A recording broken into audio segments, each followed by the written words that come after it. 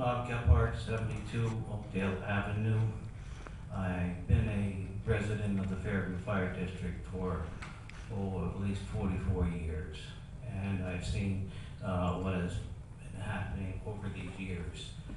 I'll speak with what one question I would like addressed is the drainage that you're talking about in the storage facility.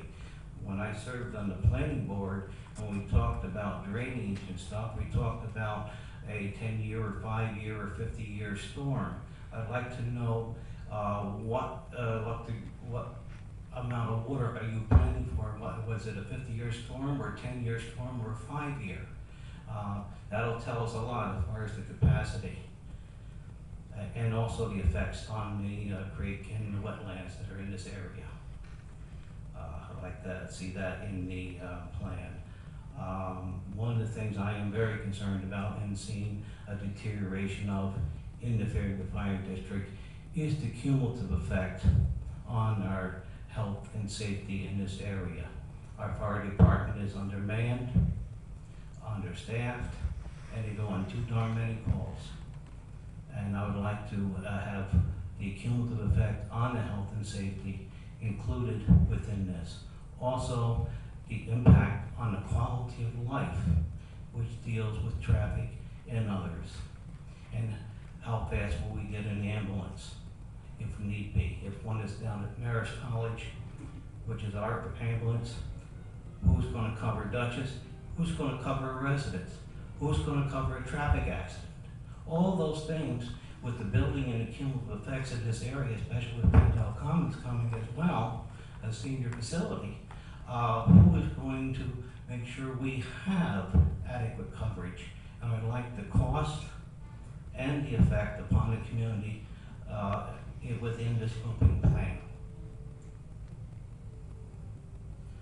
I got a couple other ones here.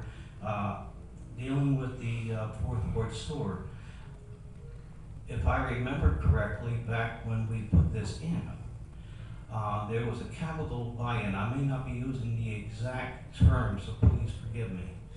But there was a capital buy-in based upon the usage of this land to go and use the facility and the pipes.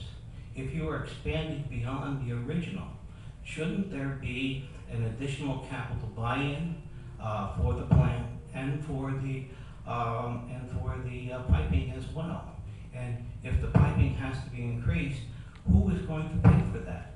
Certainly, it shouldn't be those who have been maintaining their level of usage. It would have to be, I would think, the college and its plans with the dormitory, and I would like that addressed as well in the plan, in the scoping section, if you would please.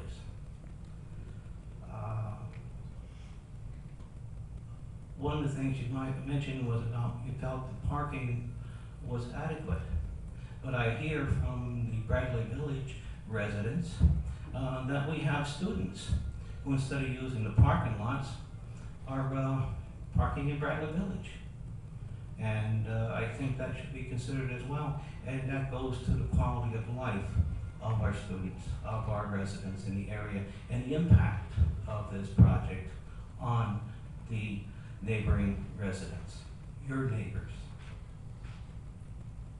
With that, I will end my comments. Thank you.